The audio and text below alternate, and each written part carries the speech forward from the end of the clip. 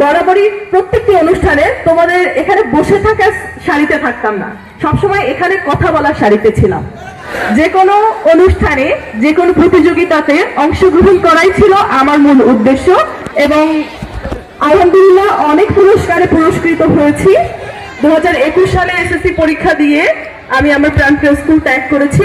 আজকে অবশ্য আমি তোমাদের এখানে কথা বলতে আসি নাই, আমি আমার একটা দরকার এসেছিলাম, কিন্তু আমাকে বরাবরের মতো আমার জায়গায় পৌঁছে দিয়েছেন আমাদের প্রিয় শিক্ষকেরা, ধন্যবাদ তাদেরকে। তো তোমাদের মতো এরকম পুরস্কার বিতরণী অনুষ্ঠানে আমিও বসেছিলাম 2016 সালে। তখন আরো অনেক বড় করে পুরস্কার বিতরণী অনুষ্ঠান এবং সাংস্কৃতিক অনুষ্ঠান হয়েছিল।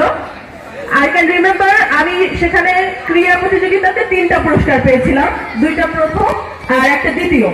আর সাহিত্যতে ধারাবাহিক গল্প বলাতে আমি দ্বিতীয় হয়েছিলাম। মোট 4টা পুরস্কার নিয়ে গিয়েছিলাম 2016 সালে। তারপর হয়তো কোনো কারণে আর ক্রীড়া প্রতিযোগিতা এগুলা হয় নাই, তো অংশগ্রহণের সুযোগ পাইনি। বর্তমানে আমি পড়ালেখা করছি ঢাকা বিশ্ববিদ্যালয়ের অর্থনীতি বিভাগে। তোমাদের মতো এই স্থান থেকেই আমি গিয়েছি। আশা করি তোমরাও আমার জুনিয়র হয়ে তোমাদের কাঙ্ক্ষিত লক্ষ্যে পৌঁছাবে এবং অনেকেই যাচ্ছে। তোমরা জেনে থাকবে এবছর যারা অ্যাডমিশন টেস্ট দিয়েছে আমার খুবই প্রিয় জুনিয়রেরা, তারা তাদের জায়গায় পৌঁছেছে। তার মধ্যে অধরার নাম না বললেই নয়, ও আমার খুবই কাছের জুনিয়র যে নিজের লক্ষ্যে পৌঁছেছে এবং রেজাল্ট দেওয়ার কিছুক্ষণ পরেই সে আমাকে নক দিয়ে বলেছে যে আপু আমি তো চান্স পেয়ে গিয়েছি। আমি আশা করি তোমরাও সেই স্থানে পৌঁছাবে এবং তোমার সিনিয়রদের সাথে তোমার সেরকম ভালো সম্পর্ক থাকবে। যে কোনো সাহায্য, পড়ালেখা বিষয়ক সহযোগিতা, গাইডলাইনের জন্য তোমরা তোমাদের সিনিয়রদেরকে রিচ করবে, তাদেরকে নক দিবে, দিয়ে জিজ্ঞাসা করবে।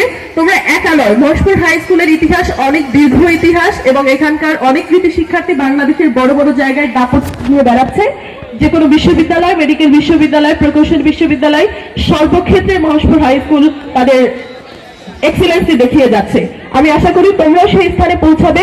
আমরা অপেক্ষায় আছি তোমাদেরকে বরণ করে নেওয়ার। ধন্যবাদ সবাইকে।